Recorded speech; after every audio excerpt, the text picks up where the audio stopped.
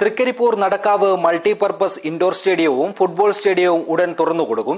ഇതിനായുള്ള നടപടികൾ ത്വരിതപ്പെടുത്താൻ കാസർഗോഡ് ജില്ലാ കളക്ടർ അർജുൻ പാണ്ഡ്യൻ ഗ്രാമപഞ്ചായത്ത് അധികൃതർക്ക് നിർദ്ദേശം നൽകി. ദിസ് ന്യൂസ് സ്പോൺസർഡ് ബൈ ഉയർന്ന ഗുണനിലവാരം, തികഞ്ഞ വിശ്വസ്തത, ജനതാ പാൽ. തൃക്കരിപ്പൂർ നടക്കാവ് ഇൻഡോർ സ്റ്റേഡിയവും ഫുട്ബോൾ സ്റ്റേഡിയവും സന്ദർശിച്ച ശേഷം കളക്ടർ ഗ്രാമപഞ്ചായത്ത് അധികൃതരോട് തുടർ നടപടികൾ സ്വീകരിക്കാൻ നിർദ്ദേശിക്കുകയായിരുന്നു. കായിക വകുപ്പും ഗ്രാമപഞ്ചായത്തും ഉൾപ്പെടെയുള്ള മറ്റ് വകുപ്പുകളുമായി ഏകോപിപ്പിച്ച് ഇതിനായുള്ള നടപടികൾ ത്വരിതപ്പെടുത്തും. ജനപ്രതിനിധികളുടെയും വിവിധ വകുപ്പുകളുടെയും സഹകരണത്തോടെ പ്രവർത്തനങ്ങൾ ഊർജിതമാക്കുമെന്നും കായിക താരങ്ങൾക്ക് സ്റ്റേഡിയത്തിന്റെ സൗകര്യങ്ങൾ എത്രയും വേഗം ലഭ്യമാക്കുന്നതിനാണ് ഭരണകൂടം പ്രധാന പരിഗണന നൽകുന്നതെന്നും കളക്ടർ പറഞ്ഞു.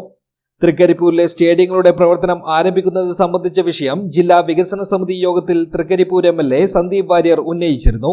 ഇതിന്റെ തുടർച്ചയായാണ് കളക്ടറുടെ സന്ദർശനവും തുടർ നടപടികളും.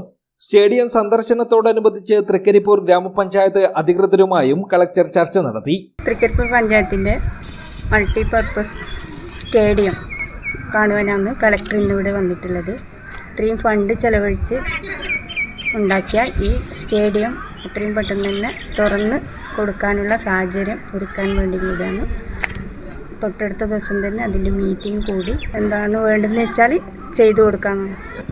MLAയും പ്രാദേശിക ഭരണകൂടവും ഒത്തൊരുമിച്ച് മുന്നോട്ട് പോകും. തൃക്കരിപ്പൂർ ഗ്രാമപഞ്ചായത്ത് president Sajida Safarulla, vice president M Rajeesh Babu, panchayat അംഗം UP ഫായിസ് എന്നിവരും കളക്ടർക്കൊപ്പമുണ്ടായിരുന്നു. News bureau, Cheruvathur.